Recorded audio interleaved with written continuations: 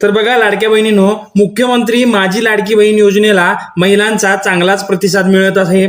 या योजनेमुळे महायुती सरकारला विधानसभेत चांगला सुद्धा फायदा झालेला आहे. बरोबर, या योजनेत आता 6वा हप्ता जमा होण्यास सुरुवात झालेली आहे. बरोबर, 1500 रुपये तुमच्या अकाउंटला गेल्या 2-3 दिवसात जमा व्हायला सुरुवात झालेली आहे. बरोबर, लाडकी बहीण योजनेबाबत अनेक प्रश्न उपस्थित करण्यात आले आहेत आणि त्या प्रश्नांची उत्तरे आता मंत्री जे आदिती तटकरे आहे यांनी सर्व प्रश्नांची उत्तरे दिलेली आहेत.